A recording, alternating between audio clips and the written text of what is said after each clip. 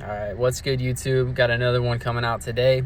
Continuation of the mini-series of the Kybalion. So this one's going to go over the principle of rhythm, the law of rhythm. So let's get into it. So everything has its cyclical nature. Everything is in rhythm in the universe. For example, you have the seasons, the cycles of that, high tide, low tide. The list goes on and on and on and on. So one thing that I think is extremely applicable in this case, and I like to draw this analogy that's stated in the Kybalion of the pendulum swinging. So to me, you perceive on one pendulum swing and one side of it, this could be like extreme bad times, we'll say, quote unquote, and then it pulls this way in extreme high times or good times, right? So how you navigate these situations is from a circumstantial point of view. You look at these times in a different light. There's perspective involved here for sure. So the perceived bad times are really, if you're following the course, if you're incorporating all these principles and manifesting a desired reality, really what it is there's seasons of building, it's seasons of growth, it's seasons of planting, and not, necessarily seeing the fruits of your labor firsthand. It's the belief, it's the faith, it's the creation process, the beginning stages of manifestation, of being completely detached from seeing it play out in your physical world, seeing it visually, feeling it with our senses, whatever the case may be, right?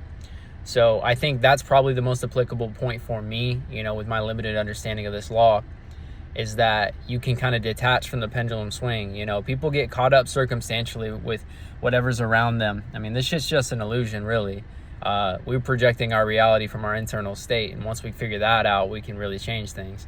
But nonetheless, we get caught up in, oh man, this is bad, and oh, look at all this stuff happening and whatever. And then on the same side, you can be completely way high on the highs, right? And then you're just a victim of your circumstance at that point. So I think it's super important to understand that things have their cyclical nature. What I like to do especially is anything that is against the grain or an obstacle in my way is to look at that as opportunity.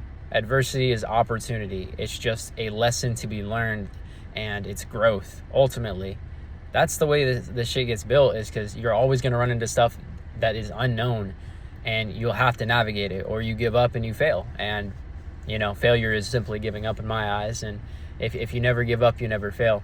So, and then on the other side of things, when you get too high on the highs, I can be a victim of this for sure, is you kind of, honestly, I don't know a lot of bad about getting too high on the highs if you can stay there. But I think it's important to realize that both of these are the same degree of the same thing. We talked about polarity in the last video, and just that full understanding will keep you centered, keep you grounded and detached from your circumstance, if that makes sense. So pretty short one today. I hope I had some highlights here, some Easter eggs, or not some Easter eggs, but some nuggets, if you will, that are applicable to your life.